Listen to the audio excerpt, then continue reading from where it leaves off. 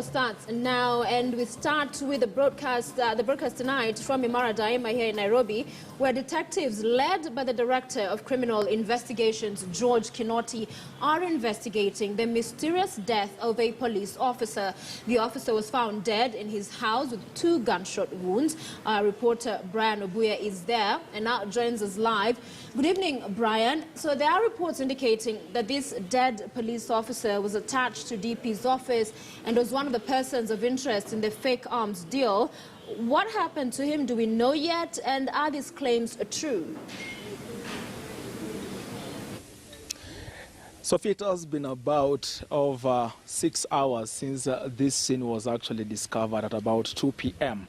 And we may not exactly have the authority to say that the police officer was part or was a person of interest in the fake arms scandal that we are seeing taking over the countries in mainstream and social media as at now. But what we do know, as far as we understand from the people we've spoken to, is that the police officer actually worked at the Deputy President's Harambee House Annex office.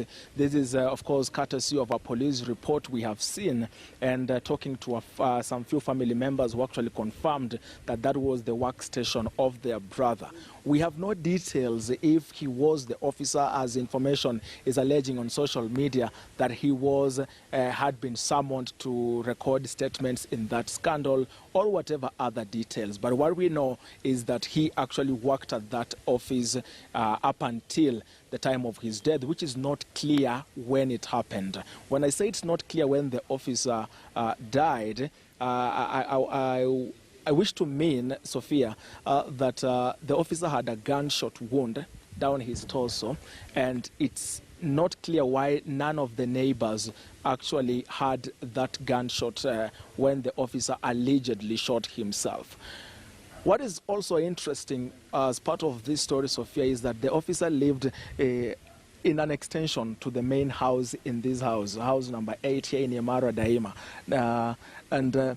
We know for a fact, and we've accessed that place, is that there's no way the officer would have accessed his house without passing through the main house, which has at least 3 people who live there. The extension in which the officer lived, which is a 1-room, was actually connected to the main house. That, in any case, depending on the normal gunshots we know, is that somebody would have had the gunshot. Surprisingly, that not the owners of the main house, not the neighbors in this closely knitted area, very silent. Nobody had the gunshot, according to the neighbors we've spoken with. And given that the person who reported this case to police said in the police report, it's quoted that there was a foul smell that had the members, the residents here were already feeling a foul smell coming from that house, meaning that the officer could have spent there more hours or even days since he had been reported missing.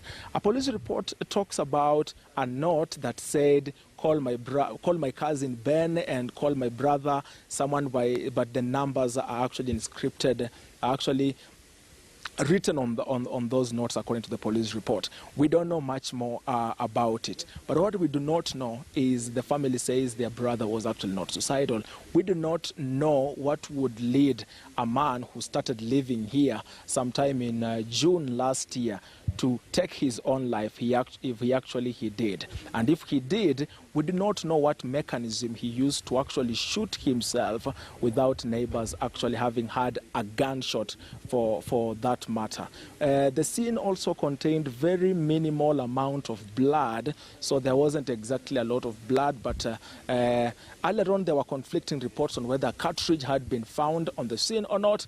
And right now, as we speak, a report now says that they have found a cartridge, and there was also something that looked like a gunshot mark, but the exact bullet, we haven't had a report about it. So in this continuing investigation and linking this particular case to the arms scandal, only paints for you the magnitude of what we are actually talking about, given that the body actually had been taken out of the scene and ordered to be brought back for forensics analysis. So we are talking about a high-level case of either murder or suicide, but that's only left for the investigators to find out as we continue to pitch campaign and follow up on the story to ensure that we can report on the full detail.